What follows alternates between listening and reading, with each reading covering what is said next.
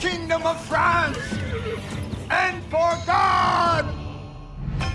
The wars of religion fashioned the Europe we live in today.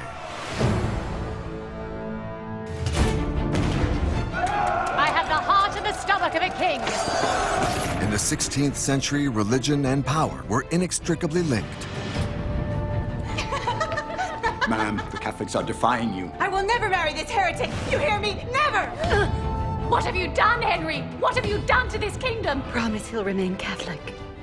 At the time of the Renaissance, the rulers of Europe's most important nations rivaled each other's violence in the name of God. Yes! Kill them all! God punishes heretics! There must be another solution. It's she who must take the English throne. Plots, Your prince is offering me the crown of the Netherlands for an army? betrayal, It can't be true. jealousy, and greed rocked the most powerful families. We cannot allow I this. admire your audacity. The pitiless game between power and faith is the true history behind today's Europe.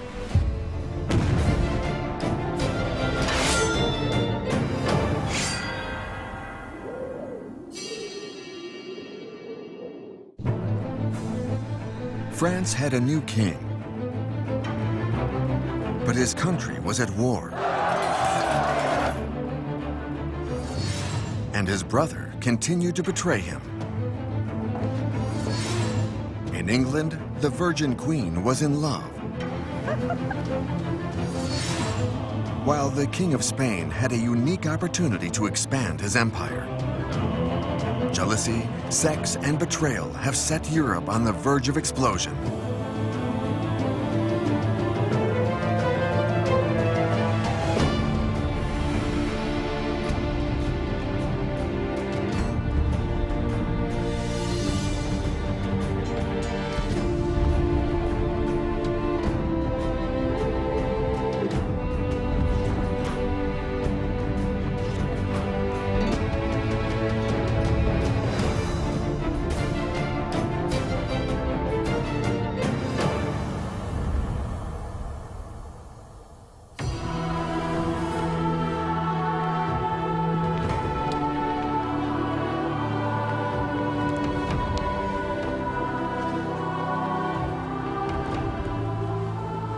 On February 13, 1575, Henry, Duke of Anjou and third son of Henry II, was crowned in the Cathedral of Reims in eastern France.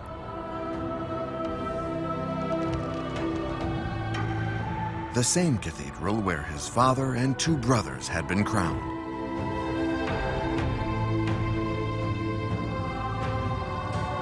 This was where almost every king of France had been crowned since the 9th century.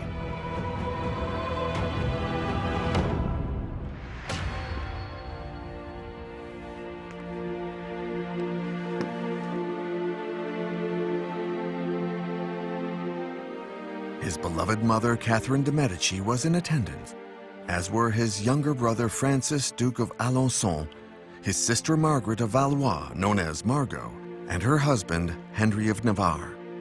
May the mediator of God and men make you a mediator of priests and of the people. It was an emotional day for Catarina de Médicis. She made no secret of the fact that Henry was her favorite son.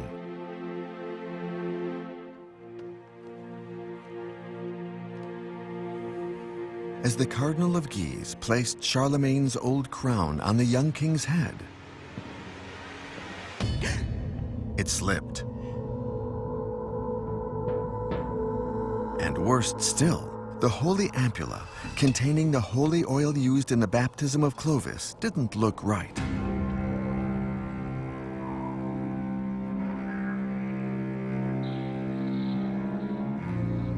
For the superstitious in the gathering, these incidents did not bode well for the coming reign.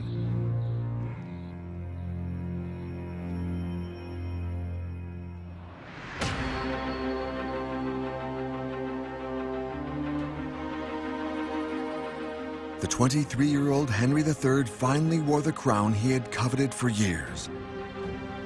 But the task ahead was daunting. Henry had inherited a country in ruin, devastated by civil war. He knew he could count on his mother, Catarina de Médicis, now 56 years old, to help him rebuild his kingdom.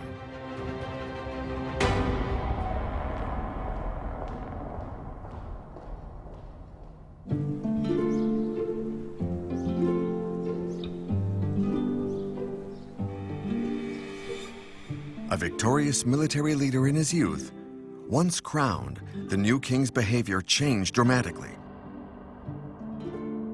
Previously ungodly, the king suddenly became incredibly devout.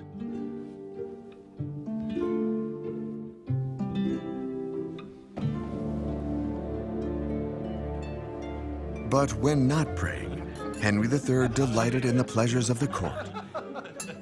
Cheers. He sometimes lazed around for days, surrounded by his favorites, whom he called his mignons. Yes. So, I am now your king. I shall reward your fidelity, as well as your loyalty and your dedication. At this time, the walls of the Louvre were covered in offensive graffiti against the king. The behavior of Henry did not fit the image the French had of a strong ruler. Everyone thought he should be fighting heretics instead of wasting his time with his favorites. But while much maligned, the King of France was still perceived as a threat across the Channel.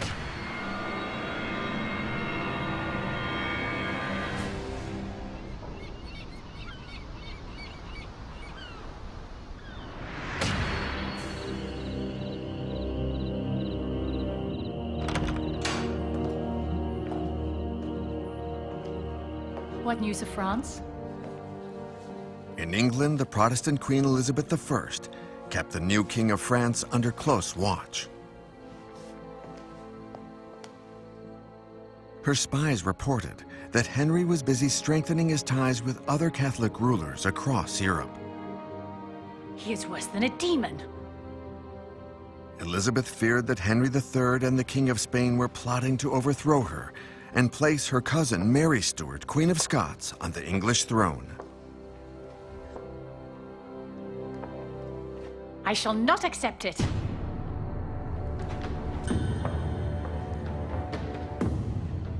To thwart them, Elizabeth continued to support Protestant rebels in Europe, urging them to dethrone their Catholic rulers. While Spain and France are fighting in their own kingdoms, they will balk at giving my crown to that Scot. Take this to whom it may concern. Ever since her coronation 16 years ago, Elizabeth had been threatened by Catholics at home. They wanted to see Mary Stuart take her place on the throne.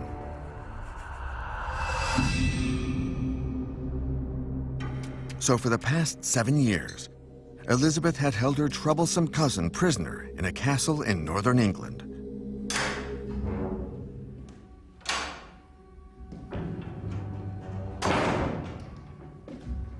Day after day, in front of her jailers, Mary Stuart feigned acceptance of her house arrest.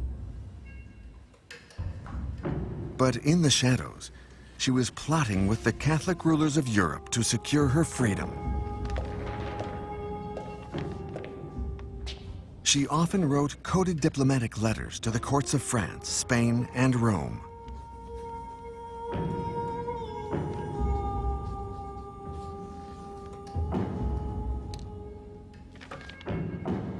The messages were passed to accomplices who visited her in various disguises before being transported to Europe.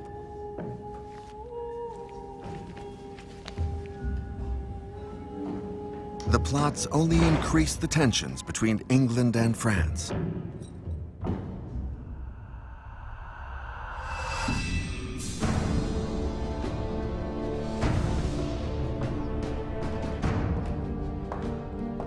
Across the Channel, far from seeking to overthrow Queen Elizabeth, Catherine de Medici was eager to forge an alliance with her rival.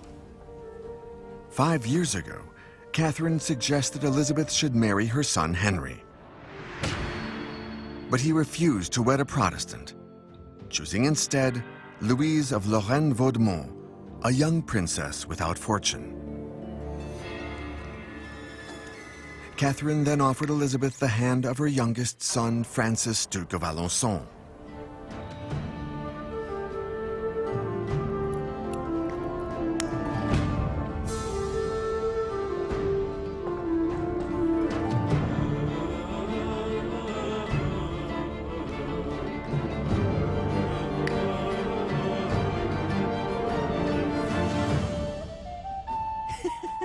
It was a union that Elizabeth initially refused.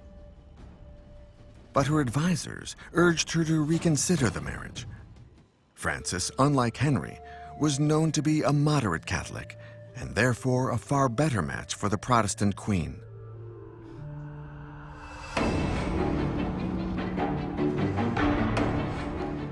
But Francis of Alençon was no Prince Charming. He suffered from a slight deformity of the spine.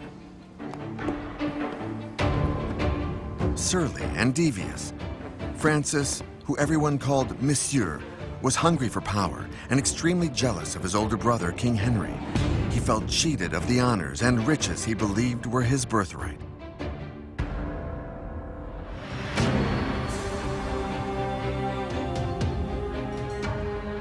The new King of France knew to be wary of his brother and others, because Francis of Alençon was not the only dissident in the royal court. 3 years earlier, their sister Margot married Henry of Bourbon, King of Navarre, forced to become Catholic in the aftermath of the St. Bartholomew's massacre. Navarre remained, however, a fervent Protestant.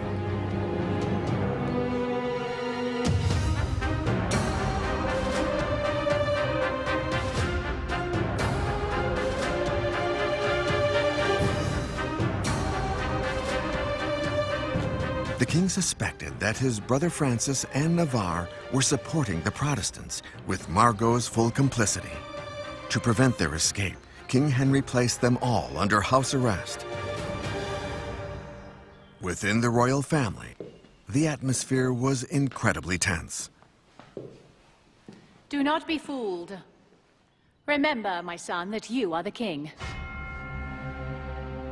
With the help of his ever-faithful Mignon, Henry III tried to find a way to drive a wedge between the disloyal trio. That is an excellent idea, my friend.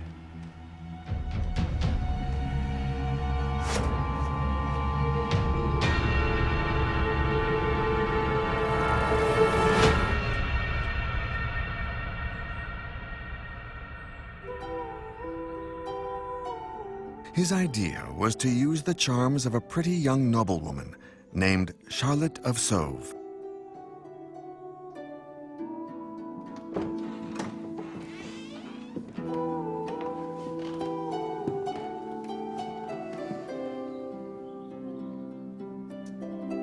You are divine.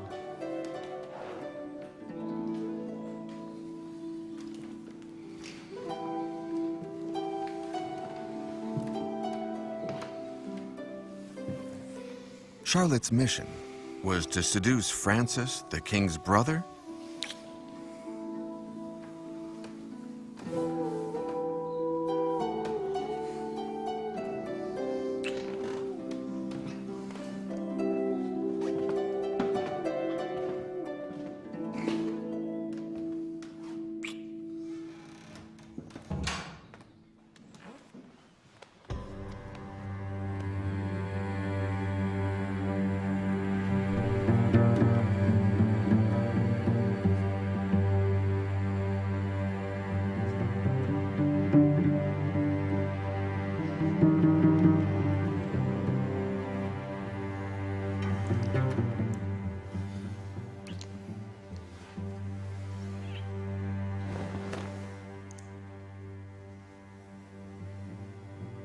You're beautiful.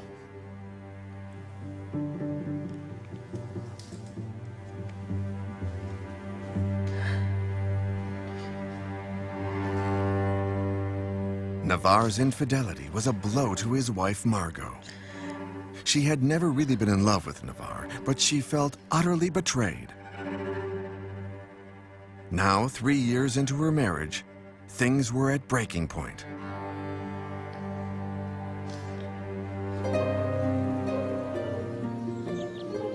Under the rule of Charles IX, the court of France was a hotbed of political intrigue. During this period, the intrigues were amorous. The air was heavy with jealousy and hatred. Navarre described his daily life in a letter to his cousin, dated 1575. The court is the strangest thing you've ever seen. We're almost constantly poised to cut each other's throats. We carry daggers and wear coats of armor, and often breastplates beneath our capes. King Henry's plan had worked: divide and conquer.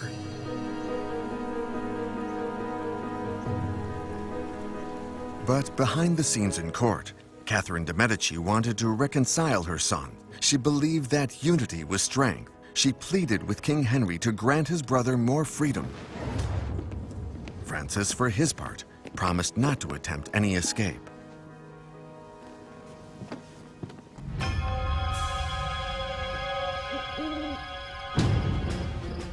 On the night of September 15, 1575, the newly liberated Francis of Alençon seized the opportunity to visit one of his mistresses in Paris. But the lovely lady's residence had 2 exits.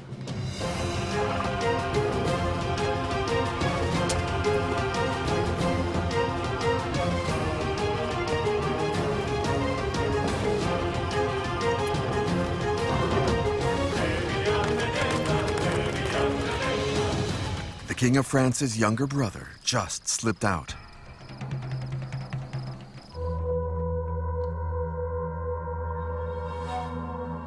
At 9 o'clock that evening, the king heard that Monsieur had escaped. Henry flew into a violent rage. He was convinced that his brother would now join the Malcontents, a group of hardline Catholics and Protestants opposed to his reign.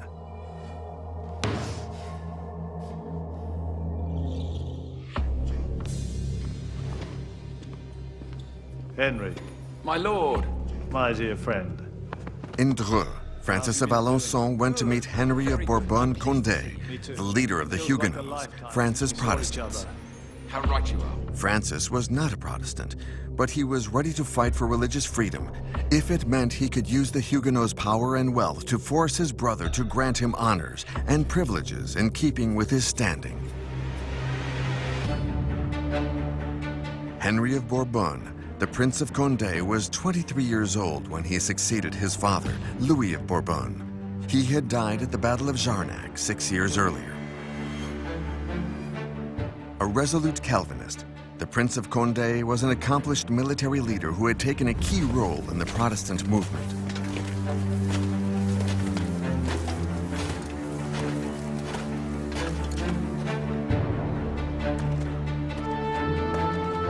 In Germany, Condé had recruited soldiers ready to fight for the Protestant cause.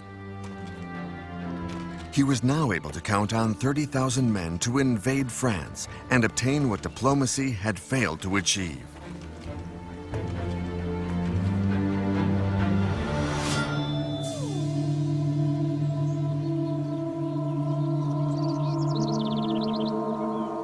Three days after his escape, Francis sent his brother a solemn declaration.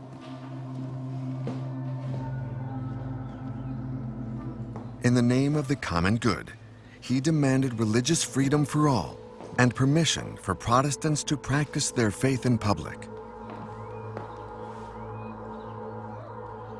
Furious, Henry III considered his response.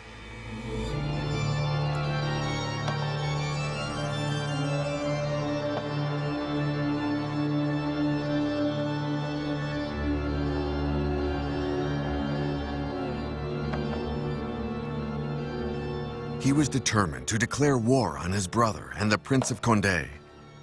But the catastrophic state of France's finances threatened to plunge the kingdom into an unwinnable war.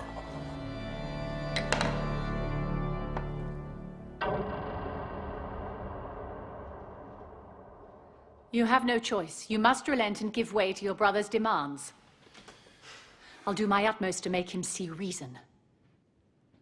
Trust me, I beg you.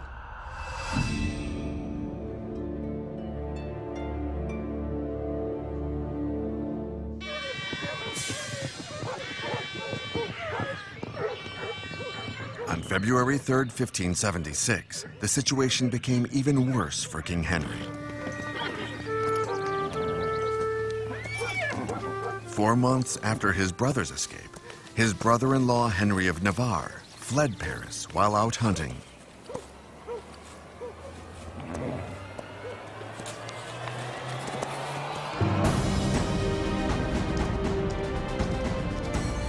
After 4 years locked behind the walls of the Louvre, he rode to the stronghold of Navarre and Albret, Nérac.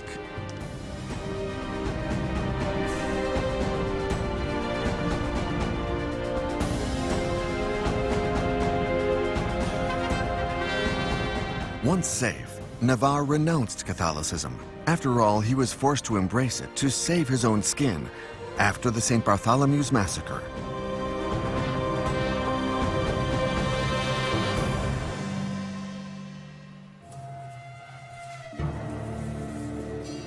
France was on the brink of chaos.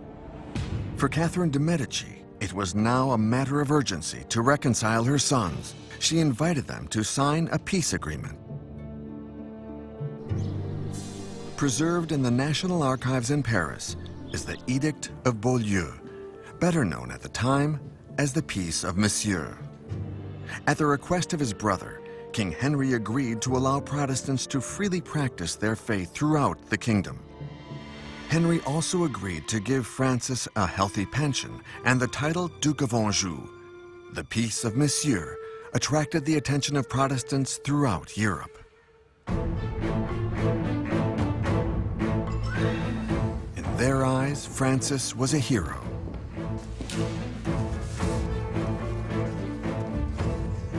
Soon afterwards, Francis received a messenger from William of Nassau, Prince of Orange, leader of the Flemish rebels. Your prince is offering me the crown of the Netherlands for an army? William of Orange refused to accept the Spanish occupation of his country, and for the last 10 years had been fighting for independence. He wanted to enlist Francis's support.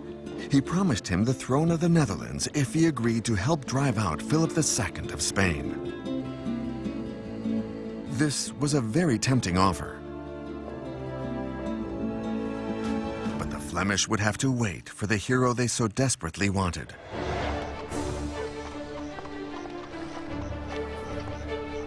Because in France, the Peace of Monsieur had unleashed the fury of the Catholics.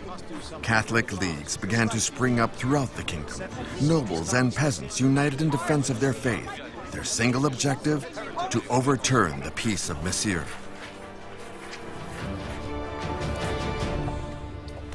Henry of Guise was the leader of the Catholic League. Ultra-Catholic and power-hungry, this young man of 27 years was hell-bent on avenging the death of his father, Francis of Guise, who had been murdered by Protestants 4 years earlier. Henry of Guise was so popular among Catholics that the King of France was wary of him.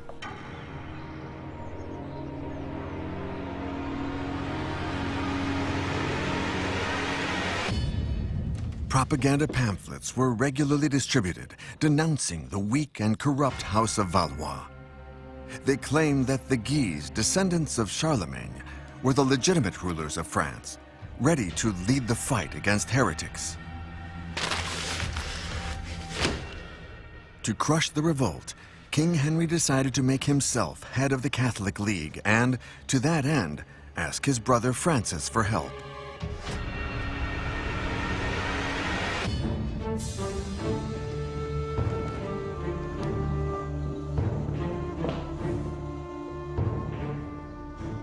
Francis had every reason to help his brother the king. After all, he was now titled rich and powerful.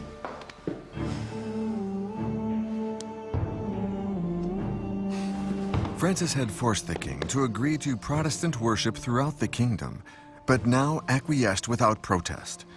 On January 3, 1577, Henry III canceled the Peace of Monsieur.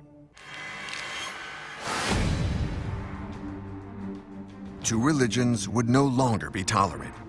The king intended to totally purge his kingdom of heresy.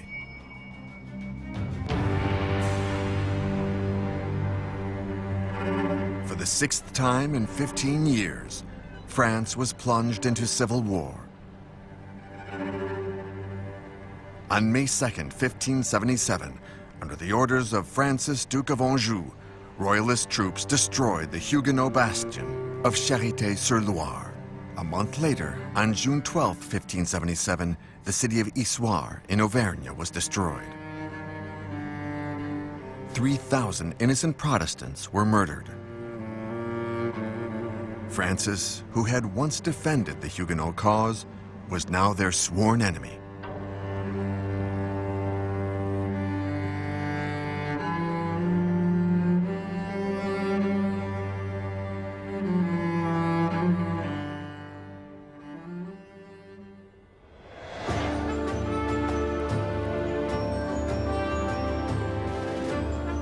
At the Château de Chenonceau, where the royal court was based, Catherine de Médicis organized a party to celebrate her son's reconciliation.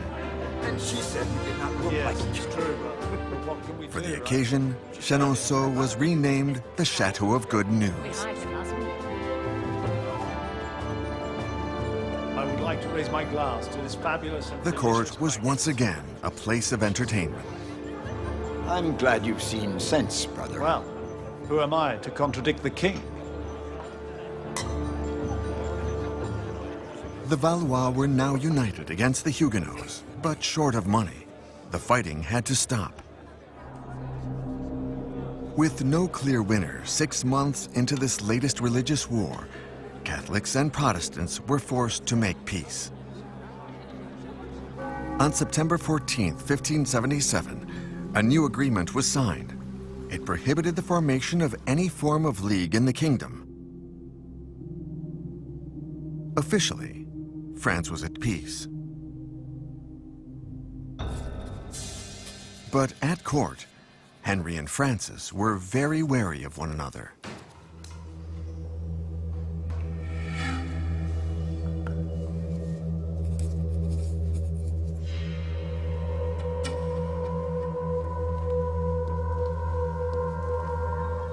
Henry suspected his brother wanted to switch sides and secretly harbor designs on the Dutch crown. He knew the Flemish rebels had asked Francis to raise an army to free them from the Catholic Spanish occupation, which would plunge France into a war against Spain.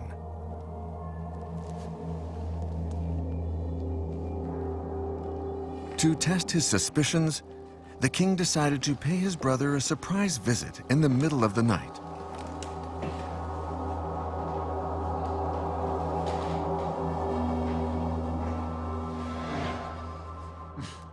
What are you doing? I know, my brother, that you intend to betray me. Go on, search everything. I forbid it. I won't allow it. You- Tell him to stop immediately. You forbid it. You have no business here. These are my private quarters. Get out of my room. You may be the king, but I am the brother of the Yes, king. I I am the deserve some king. respect. I deserve Let a go little of bit me. more regard, don't you? Not at really? all. Stop I that am your immediately, Henry. Have you taken leave of your senses?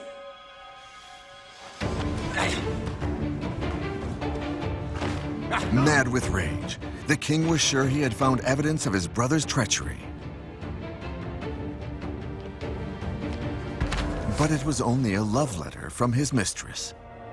Nevertheless, Francis realized that his life was in serious danger.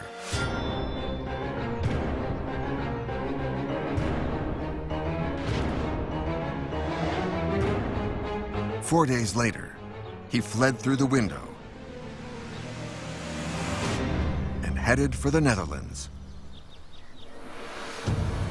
On the way, Francis of Anjou gathered together an army, and in July 1578, he arrived in Mons, in what is now Belgium. But his supply of money was running low, and he did not have enough to feed his men. his half-starved army began to plunder the very towns and villages they were meant to protect.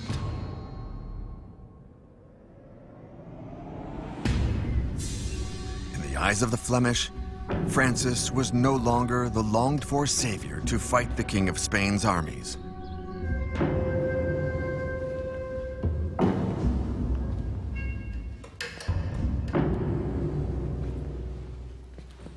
A year after his escape, a contrite Francis returned to France.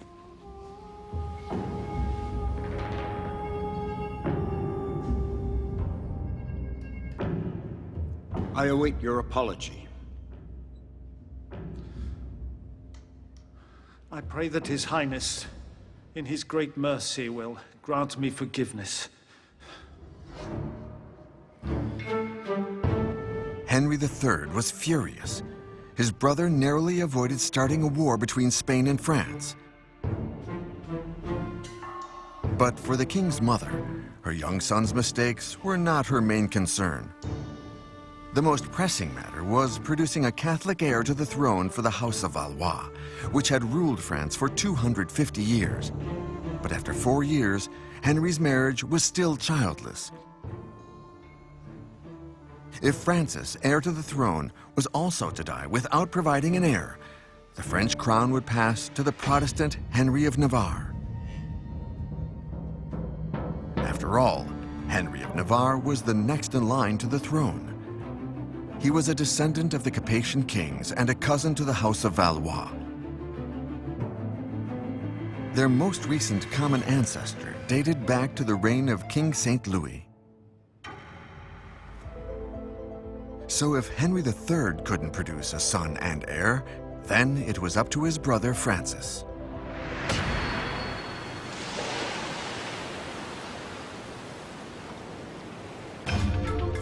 Catarina de Médicis revived the marriage talks she began 8 years earlier with the Queen of England, Elizabeth.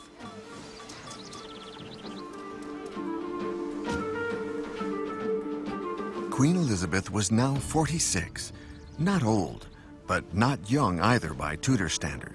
Her doctors assured Catarina de Médicis that she was still able to bear a child. After months of diplomatic negotiations, Francis and Elizabeth were to officially meet.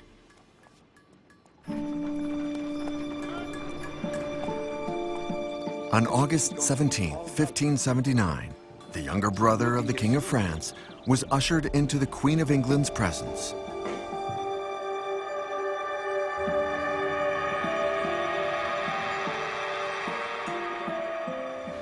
Madam, I could not be more delighted to make your acquaintance. Thank you for welcoming me. Charming, is he not? Despite their great age difference, Elizabeth immediately fell under the spell of Francis. I am pleased to hear this. The 24-year-old Francis made up for his physical deformity with charm and wit. Elizabeth seemed bewitched. Send their regards.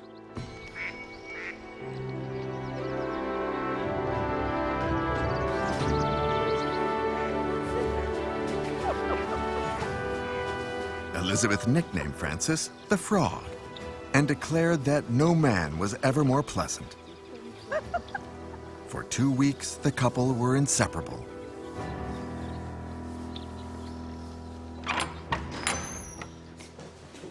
My queen, Frog Prince.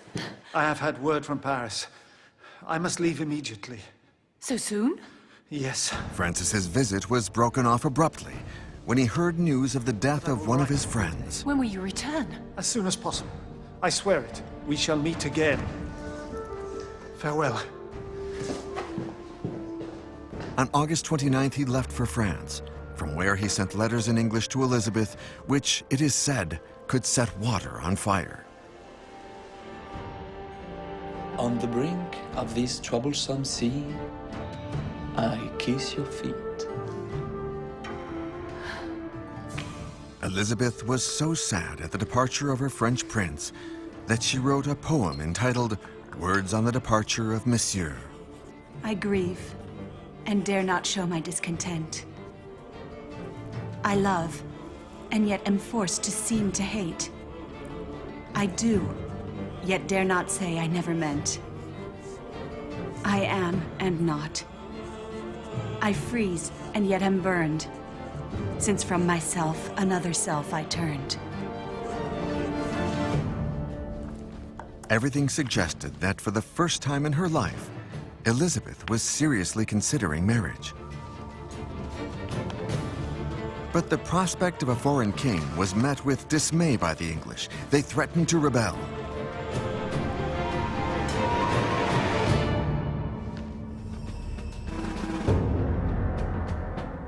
In the autumn, anti-French feeling was running high.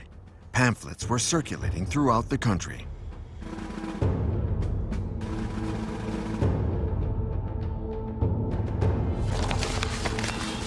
In response, on September 27th, the Queen proclaimed that she would no longer tolerate any insult to foreign princes, England's allies, and that she would marry whoever she pleased.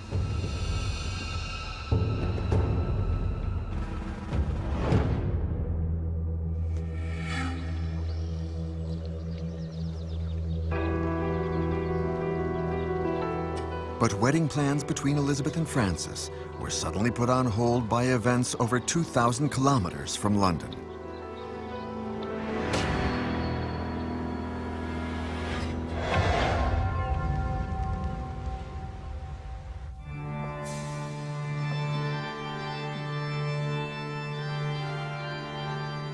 In 1580, Cardinal King Henry of Portugal died without an heir.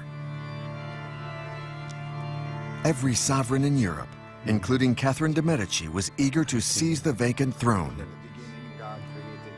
But all were blindsided by a much stronger monarch, King Philip II of Spain. He had long dreamed of uniting his kingdom with Portugal, using military means if necessary. But to seize Portugal, Philip II must first reassign some of his troops stationed in Flanders. This left far fewer Spanish soldiers defending the Netherlands. Francis of Anjou saw his chance and planned to profit from the situation. Francis went to the aid of the Flemish. After all, they had promised him their throne if he helped them overthrow Spain.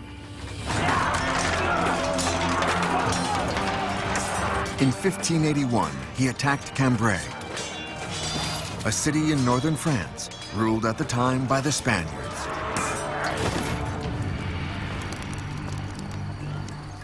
The offensive was a success. But once again, lack of money cut short Francis's march to the Spanish-ruled Netherlands.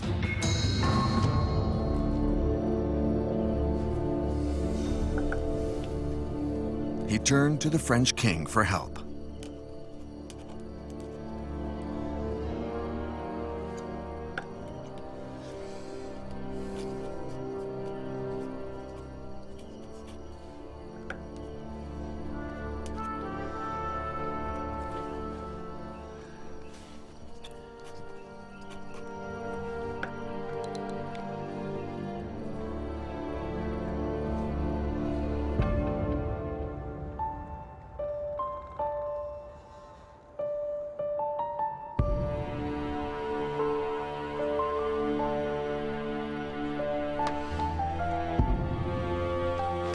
But his request for assistance fell on deaf ears, both in France and in England. Even Elizabeth, reluctant to get bogged down in a costly war against Spain, refused to send money.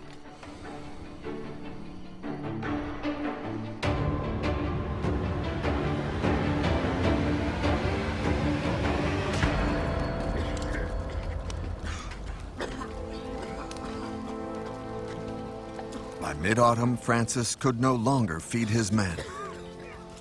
They grew desperate. On January 17, 1583, he ordered his troops to attack the citadel of Antwerp. But inside the city, the furious Flemish resolved to destroy the French invaders once and for all. Trapped in narrow alleyways, Francis's men were quickly defeated. Get out! Get out! Get out!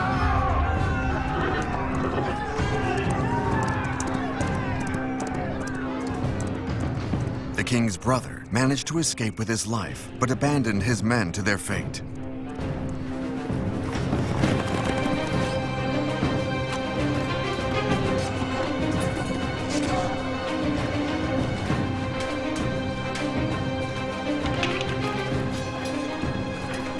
More than 1,000 soldiers died that day. Hundreds more were captured.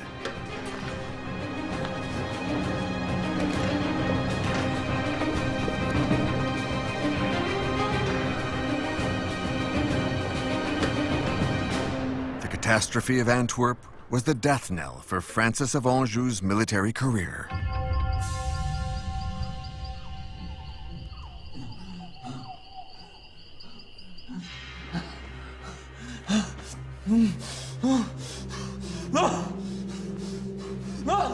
For Francis, the defeat was too much to bear.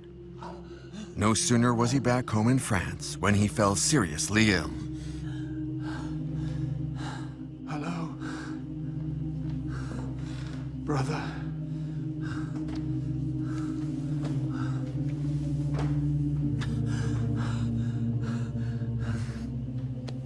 My little monkey.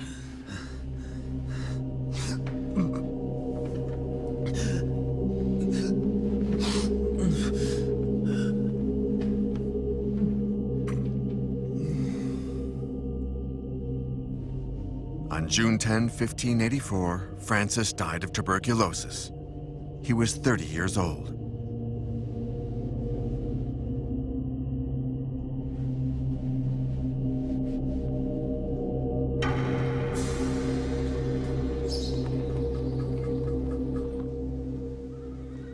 The next day in London, Elizabeth was given the news.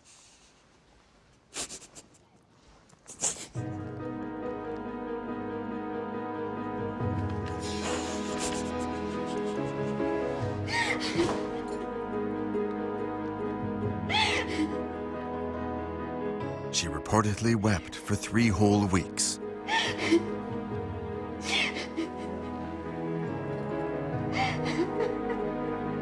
For 6 months, she was inconsolable and described herself to the French ambassador as like a widow who has lost her husband.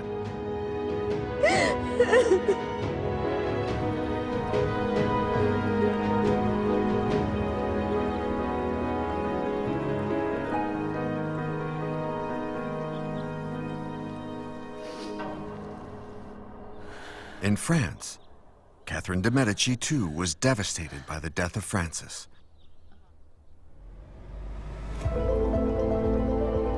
With the passing of her youngest son, she knew that the future of the House of Valois was now in peril.